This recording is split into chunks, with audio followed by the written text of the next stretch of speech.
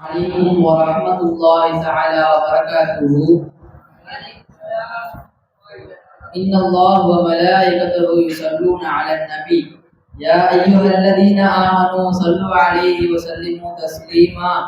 اللهم صل على سيدنا محمد وعلى آل سيدنا محمد وبارك وسلم عليه. எனக்கு இந்த மாமன்றத்தில் கொடுக்கப்பட்டுள்ள தலைப்பு திருக்குர்ஆனின் சிறப்பு. திருக்குர்ஆனை சிறப்பை பற்றி பேசணும்னு சொன்னா இந்த ஒரு மன்றம் இல்ல பல மன்றத்தை பத்தி பேசிட்டே போலாம். மனிதர்களை சீர்திருத்துவதற்காக வேண்டிய அல்லாஹ் தஆலா பல நபிமார்களை அனுப்பினான். அந்த நபிமார்களையே ஆக சிறந்த நபிமார்களுக்கு அல்லாஹ் தஆலா வேதங்களை கொடுத்தான். உதாரணமா எடுத்து சொன்னா மூசா அலைஹிஸ்ஸலாத்துக்கு தௌராத் வேதம் கொடுக்கப்பட்டது. ஹஜ்ரத் தாவூத் அலைஹிஸ்ஸலாம் அவர்களுக்கு ஜபூர் வேதம் கொடுக்கப்பட்டது. ஹஜ்ரத் ஈசா அலைஹிஸ்ஸலாம் அவர்களுக்கு இன்ஜில் வேதம் கொடுக்கப்பட்டது. நமது கண்மணி நாயகம் முஹம்மது ரசூலுல்லாஹி ஸல்லல்லாஹு அலைஹி வஸல்லம் அவர்களுக்கு திருக்குர்ஆன் வழங்கப்பட்டது. நண்பர்களே, மற்ற நபிமார்களுக்கெல்லாம் அல்லாஹ் தஆலா ஒரேடியா அவங்க வேதத்தை கொடுத்து அனுப்பிச்சான். ஆனா நமது ரசூல் ஸல்லல்லாஹு அலைஹி வஸல்லம் அவர்கள் மட்டும்தான் வஹீயின் மூலமாக கொஞ்சம் கொஞ்சமாக அல்லாஹ் தஆலா குர்ஆனை இறக்கினான். நண்பர்களே, உதாரணமாக சொன்னா ஹஜ்ரத் இக்ரிமா ரலியல்லாஹு தஆலா அவங்க இருக்கிறாங்க. அவங்க குர்ஆனை ஓதுறதுக்காக உட்கார்ந்து குர்ஆனை திறந்தாங்கன்னா கண்ணில இருந்து கண்ணீரை கொண்டு அருவி போல கொட்டி மயங்கி கீழே ஓதுவார்கள். நண்பர்களே, அந்த அளவிற்கு குர்ஆனின் மீது நேசம் வைத்து பய அச்சத்தோடு ஓதுவார்கள். நண்பர்களே, ரசூல் ஸல்லல்லாஹு அலைஹி வஸல்லம் அவர்கள் தன் திரு நாவிலிருந்து அதிகமாக இதை மொழிவார்கள். ஹாதா கலாம் ரப்பி, ஹாதா கலாம் ரப்பி, இது என் ரட்சகனுடைய திருவசனம், இது ரட்சகனுடைய திருவசனம் சொல்லிக்கிட்டே இருப்பாங்க. நண்பர்கள், நாயகம் ஸல்லல்லாஹு அலைஹி வஸல்லம் அவர்கள் நாம இன்னைக்கு குர்ஆனை ஓதுவது எவ்வளவு மோசம் செய்யும், எவ்வளவு சோம்பேறித்தனமா இருக்கும் நம்ம சிந்தித்து பார்க்க வேண்டும். நண்பர்களே, நாம் குர்ஆனை ஓதுவதற்கு இரண்டு ஒழுக்கமான விஷயங்கள் ஒன்று இருக்கு. ஒன்று வெளிரங்கமான ஒழுக்கம், இன்னொன்று உள்ரங்கமான ஒழுக்கம். வெளிரங்கமான ஒழுக்கம் சொன்னா அது 4 இருக்கு.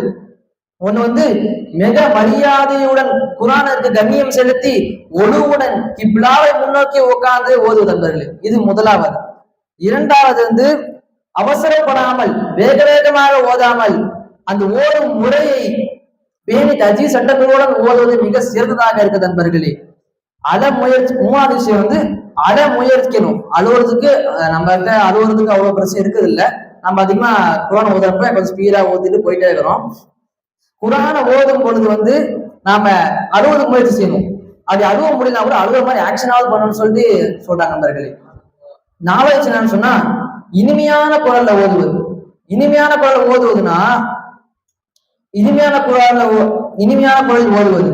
இனிமையான குரலில் ஓத வேண்டும் என பல ஹதீஸ்களில் நாம் பார்க்கிறோம். நண்பர்களே, வெளிரங்கமாக ஒழுங்கனா எப்படின்னு சொன்னா பரிசுத்த திருவேதத்தை பற்றி அது எவ்வளவு உயர் அந்தஸ்துள்ள வாசகமாக இருக்கிறது என்ற மகத்துவத்தை நாம் மனதில் ஏற்று ஓத வேண்டும். நண்பர்களே, இவ்வேதத்தை இறக்கிய அல்லாஹ் சுப்ஹானஹு வ தஆலா உடைய உயர்வு, மென்மை, பெருமை ஆகியவற்றை மனதில் மன அச்சத்துடன் ஓத வேண்டும். நண்பர்களே, கருத்துக்களை உணர்ந்து ரசித்து ருசித்து ஓத வேண்டும். நண்பர்களே, இவ்வாறே நாம் இந்த மாதிரி ஓதுனோம்னு சொன்னா நம்மளுடைய அந்தஸ்து எங்கேயோ இருக்குதுன்றாங்க.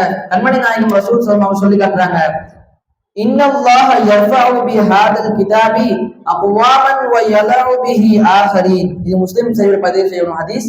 அல்லாஹ் தஆலா இந்த வேதத்தின் மூலம் எத்தனையோ மனிதர்கள் அந்தஸ்தை உயர்த்தினான். இதே வேதத்தின் மூலியமாக எத்தனையோ மனிதர்கள் அந்தஸ்தை தாழ்த்தினான். உதாரணம் எடுத்தோம்னு சொன்னா ஒருத்தர் குர்ஆன் ஓதுறாரு. அந்த குர்ஆன் ஓதுடைய அச்சத்தோட பயந்து தஜ்வீத் பண்ணி ஓதுறாருன்னா அல்லாஹ் அந்தஸ்தை உயர்த்துவான். குர்ஆனை கண்ணியம் செலுத்தாம குர்ஆன் இப்ப அசால்ட்டா கையெழுத்திட்டு போறது, அந்த மாதிரி பண்ற விஷயம், குர்ஆன் திறந்து வச்சுட்டு பேசுறது, இந்த மாதிரி பண்ணோம்னா அல்லாஹ் தஆலா அவங்களை அந்தஸ்தை தாழ்த்தான் என்பதாக கண்மணி நாயகம் ஸல்லல்லாஹு அலைஹி வஸல்லம் சொல்லி காட்டுகிறார். நண்பர்களே, குர்ஆனை ஓதுவதன் சிறப்பை பற்றி ரசூல் ஸல்லல்லாஹு அலைஹி வஸல்லம் இதையும் சொல்லி காட்டுகிறார்கள். நிச்சயமாக நீங்கள் குர்ஆன் ஓதுங்கள், அது நாளை மறுமையில் அதை ஓதியவருக்கு பரிந்துரை செய்யும் என ரசூல் ஸல்லல்லாஹு அலைஹி வஸல்லம் செய்கிறார்கள். நாம இன்னைக்கு குர்ஆனை ஓதுறோம்னு சொன்னா மறுமையில நம்ம ஏதோ பாவம் செஞ்சிருப்போம். மறுமையில அல்லாஹ் இடத்துல நமக்கு அந்த பாவம் எழுதப்பட்டிருக்கும். நாம இந்த குர்ஆன் ஓதுனதின் காரணமாக அல்லாஹ் தஆலா இந்த பாவத்தை மன்னிக்கிறான் என்பதை ரசூல் ஸல்லல்லாஹு அலைஹி வஸல்லம் சொல்லி காட்டுகிறார்கள். இது முஸ்லிம் ஷரீஃபில் பதிவு செய்யப்படும் ஹதீஸ். கைருக்கும் மன் தஅல்லமல் குர்ஆன வ அல்லமஹு, உங்களில் மிக சிறந்தவர் யார் என்று சொன்னால் தாயும் குர்ஆனை கற்று பிறருக்கும் கற்றுக் கொடுப்பவர் ஆவார். நாம மட்டும் குர்ஆனை ஓதிட்டு நாம மட்டும் பெரிய ஆளாயிட்டு போயிட்டு இருக்கிறத விட நாமளும் ஓதி பிற மக்களுக்கும் நாம் குர்ஆனை எத்தி வைத்து அவங்களுக்கும் குர்ஆனை சொல்லி கொடுத்தால் அந்த அந்தஸ்து எங்கேயோ இருக்குதா கண்மணி நாயகம் ரசூலுல்லாஹி ஸல்லல்லாஹு அலைஹி சொல்லி காட்டுகிறார். இது புகாரில பதிவு செய்யப்படும் ஹதீஸ். அதே மாதிரி அல்லாஹ்வுடைய வேதத்திலிருந்து, அதாவது குர்ஆனில் இருந்து ஏதாவது ஒரு ஹர்ஃபை ஓதுகிறாரோ, ஒரு எழுத்தை ஓதுகிறாரோ அவர்களுக்கு நன்மை, ஒரு நன்மை கிடைக்கும். ஒரு நன்மை, ஒரு எழுத்து ஓதும்னா அதுக்கு 10 நன்மை கிடைக்கும். உதாரணமாக அலிஃப் லாம் மீம் அப்படின்னு ஓதுறோம். அது அலிஃப் லாம் மீம்ல முதல் ஹர்ஃப் அலிஃப், அலிஃப்க்கு ஒரு 10 நன்மை. ரெண்டாவது எழுத்து லாம், அந்த லாமுக்கு ஒரு 10 நன்மை. அடுத்து மீம், அலிஃப் லாம் மீம்ல மீம், அந்த மீமுக்கு ஒரு 10 நன்மை. இந்த சாதாரண அலிஃப் லாம் மீம்லயே நம்மளுக்கு ஒரு 30 நன்மை கிடைக்குது நண்பர்களே. சில இமாம்கள் கருத்தப்படி எப்படின்னு சொன்னா, அலிஃப்ல 3 எழுத்து இருக்குன்னு சொல்றாங்க. அலிஃப் லாம் ஃபா, இது 3 எழுத்து இருக்கிறதுனால 30 நன்மை கிடைக்குதுன்னு சொல்றாங்க. லாம் இருக்கிறதுனால லாம் அலிஃப் மீம், இதுக்கு ஒரு 30 நன்மை கிடைக்குதுன்னு சொல்றாங்க. அந்த அலிஃப் லாம் மீம்ல மீம் இருக்குல்ல, அந்த மீம்ல 3 எழுத்து இருக்குன்னு சொல்றாங்க. எப்படின்னு சொன்னா மீம் யா மீம், மீம் இருக்கிறதுனால அதுக்கு ஒரு 30 நன்மை கிடைக்குது.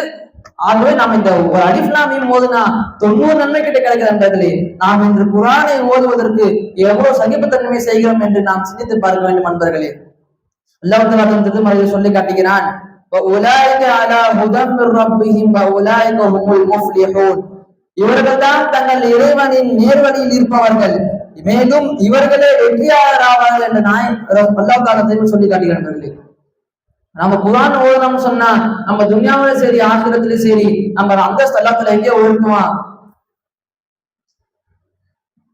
ஆகவே அல்லாஹ் சுப்ஹானஹு வ தஆலா தன் கருணையினாலும் இத்தகைய ஒழுக்கத்தை கடைபிடித்து ஓதுவதற்கு அல்லாஹ் தௌஃபீக் செய்வானாக. ஆமீன் ஆமீன். வ ஆகிரு தஅவானா அல்ஹம்துலில்லாஹி ரப்பில் ஆலமீன்.